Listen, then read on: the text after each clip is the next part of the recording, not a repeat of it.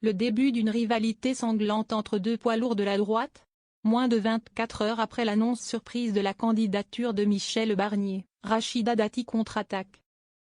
La ministre de la Culture a fait savoir mercredi qu'elle envisageait, elle aussi, de se présenter à la législative partielle de la deuxième circonscription de Paris, ont indiqué à l'AFP des sources LR, confirmant une information du Parisien. Elle a appelé différentes personnalités de LR pour leur faire part de sa volonté d'y aller.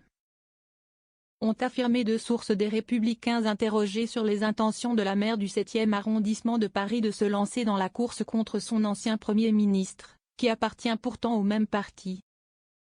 Dati très agacée.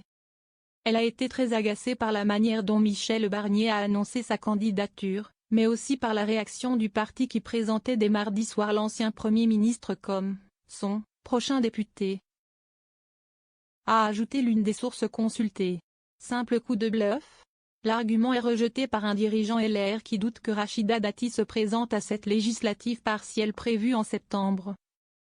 Et dont le député sortant Jean Lossuc, ex-LR passé à Renaissance en 2024, a été déclaré inéligible vendredi par le Conseil constitutionnel. Il lui est reproché d'avoir réglé des dépenses de campagne au moyen de son compte bancaire personnel. Et d'avoir laissé des tiers régler directement une part significative des dépenses de sa campagne électorale de 2024. Rachida Dati veut mettre la pression sur Michel Barnier pour qu'il renonce à sa candidature, explique cette source, qui rappelle qu'elle avait déjà livré une guerre atomique contre François Fillon en 2012.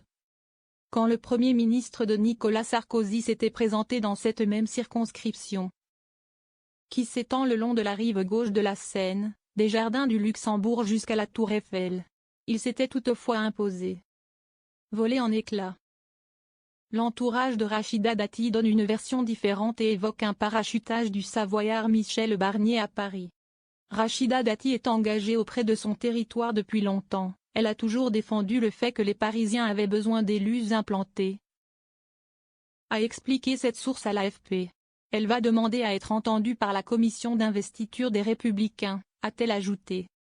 Selon l'une des sources consultées, la candidate potentielle à la mairie de Paris en mars n'aurait pas apprécié non plus la rumeur chez LR sur une candidature au municipal à Paris de Michel Barnier au cas où elle serait empêchée.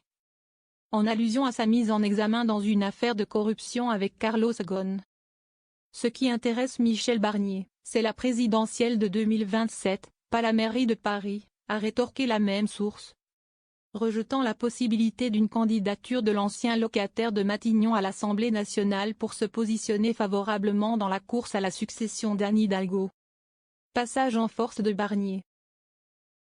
Chez Renaissance, un cadre juge extrêmement maladroite la candidature de Michel Barnier, qui a voulu passer en force, sans avoir échangé en amont avec Gabriel Attal, chef du parti, ni avec les élus locaux, et alors que Rachida Dati lui avait dit avant qu'elle se présenterait. Renaissance travaillait avec la ministre à une solution consensuelle pour cette circonscription, mais la candidature de Barnier a tout fait voler en éclats et aujourd'hui chacun récupère ses billes.